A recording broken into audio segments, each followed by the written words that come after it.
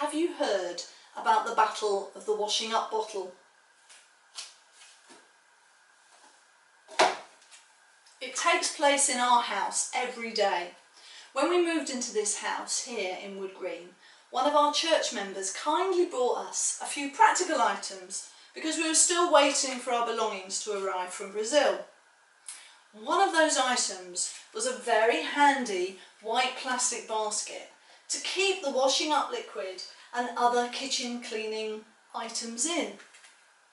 To be fair, Paul does the washing up, and when he does, he likes to keep the washing up bottle on the windowsill.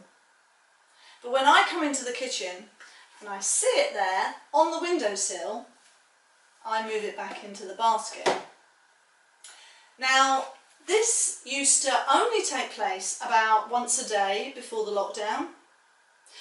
But now that we're working at home most days, it can end up being moved back and forth from the basket to the windowsill all day long. This may never be resolved until we move to another house. We have occasionally discussed this, and neither of us is willing to concede where the bottle should be kept. So it's a silent battle that continues all day and all week. Now, we actually disagree on quite a lot of things, and I actually discovered for the first time that Paul and I don't always agree the night before our wedding. I was responsible for the flowers, and we were in the assembly hall just before the rehearsal.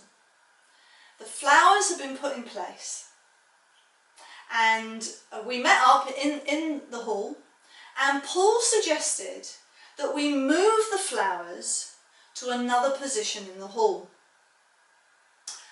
We were both stressed and nervous about the wedding, and now I was feeling shocked. Why does he care where the flowers go, I thought. What is happening? Can't he see there's no time to discuss the flowers now? That's what I was thinking. What I actually said was, no, that's where I want them to go. Not very good conflict management. So we fell out over the flowers, and I went to my flat that night thinking, I don't even know this guy. How could he upset me the night before my wedding? Fortunately, we decided that our relationship didn't depend on where the flowers would go at our wedding, so we talked it through and we got married the next day. I think Paul was also a little shocked to discover that I didn't agree with his suggestion, and more than that, that I really believed that I was right. So many issues in marriage, well, all relationships really, are a matter of opinion. Now, I'm not talking about moral choices where something is either right or wrong, but the opinions we hold about various things. Paul and I have many different opinions, but how can we live in harmony? 21 years later, and we're still working on it. Let's look at our Bible passage for today. Colossians chapter 3 verse 18 to 4 verse 1. A bit further on in chapter 4 verse 16, we discover that Paul's letter would be read out when the church was gathered together. He asks them to pass the letter on to the church at Laodicea, where it should be read out, and there's apparently another letter that he's written to the Laodiceans which he wants to be read out at the church in Colossae. Maybe one day we'll find the letter to the Laodiceans. I'd be interested to hear what Paul had to say to that church that he didn't say in the letter to the Colossians. So this was normal practice for Paul. His letters were generally read out to the church fellowship and then passed on to other churches that were nearby. So just for a moment, try to imagine you are sitting in the church fellowship at Colossae. Someone is reading Paul's letter, and you're enjoying the words of greeting, the reminder that Jesus is central to all that we do and believe. You're enjoying the beautiful poetic language. And then suddenly you hear, starting at verse 18, wives. All the wives look up. What's he going to say? Remember, traditionally Jewish women would not be addressed in worship, but this list here in Colossians demonstrates that the early Christian church was operating in a different way to the Jewish church. More than that, operating in a different way to current culture. Paul mentions wives, husbands, children, masters and slaves in a way that indicates they were all present in the room. So they appear to be worshipping together in one place. In chapter 3 verse 11, Paul has already said, there is no Greek or Jew, circumcised or uncircumcised, Scythian, slave or free, but Christ is all and is in all. This isn't just theory. The early church seems to be carrying out this belief in practice, and each group of people gathered at the church in Colossae receives a set of instructions from Paul. Addressing them by name at the beginning of each instruction is designed to catch their attention. So he starts by saying, wives. And the wives are listening, and so are the husbands. Submit to your husbands as is fitting to the Lord, he says. And the husbands are pleased. Yes, you should submit to me. But listen to what is actually said. As is fitting in the Lord. How do you interpret that phrase? What is fitting in the Lord? Abuse does not fit with the Lord. Oppression does not fit with the Lord. Violence and mistreatment does not fit with the Lord. I think these verses have been used to justify all sorts of bad behaviour that is not actually in the original meaning. I believe Paul's teaching in these verses is quite radical and still relevant for us today. Wives are told to submit to their husbands as is fitting to the Lord. So this does not mean we put up with bad behaviour. But if we've entered into a loving relationship with our husband, submission or an acceptance of the other person's point of view must play a vital role in making that relationship work. That's a light bulb moment for me. We get so hung up on the language sometimes. We say, I don't want to submit, thinking it means that the other person has some kind of power over us. If you love your partner, your friend, your mother, your father, your employer, employee, then don't you want to listen to their point of view? That's submission. Acknowledging that they have a valid contribution to make to the relationship or the activity you're involved in. However, this really only works if both people in the relationship submit to one another in love, as Paul says in his letter to the Ephesians. Paul makes that clear to the Colossians in the next sentence when he says, husbands, love your wives and do not be harsh with them.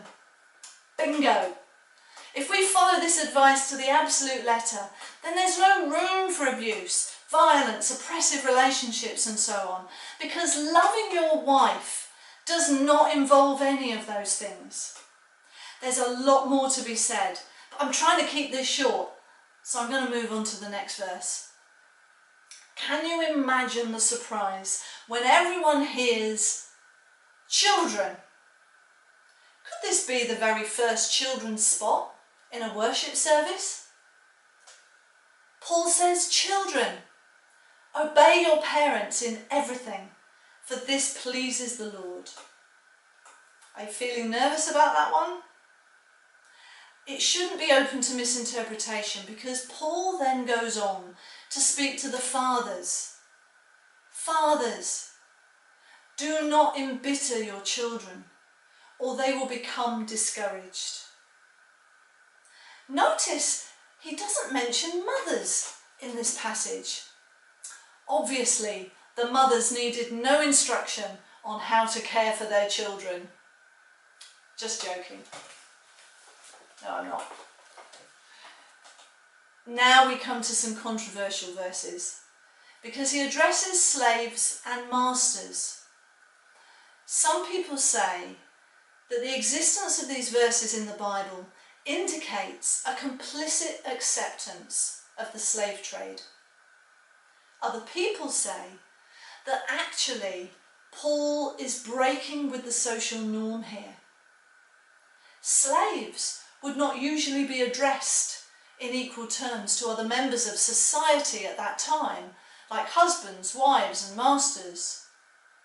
I would argue that in this passage Paul is laying the foundations for the breaking down and eventual criminalisation of slavery. I know that passages like this have been used to justify slavery in the past, but my opinion is that this was a misuse of Scripture, because it doesn't add up with the rest of what we read in the Bible. So listen very carefully to his advice to both masters and slaves. It's good advice for all workers and their employers. And I think the advice in relation to slaves subtly undermines the master they are serving. Paul says, slaves, obey your earthly masters in everything, and do it not only when his eye is on you and to win their favour, but with sincerity of heart and reverence for the Lord. Whatever you do, work at it with all your heart, as working for the Lord, not for men, since you know you will receive an inheritance from the Lord as a reward. It is the Lord Christ you are serving. Anyone who does wrong will be repaid for his wrong, and there is no favouritism. Masters, provide your slaves with what is right and fair, because you know you also have a master in heaven. In J-Team today, they've replaced the word obey for rules. And this works well, I think. Wherever we work, there are rules we must follow, particularly if we're being employed to do a job. The rules ensure the job is done correctly. And to make sure that masters or employers do not take advantage of the people working for them, Paul says they must provide them with what is right and fair. And so that doesn't include violence, coercion or mistreatment of any kind. Perhaps these verses mark the beginning of the trade union movement, which exists to create good working conditions for employees.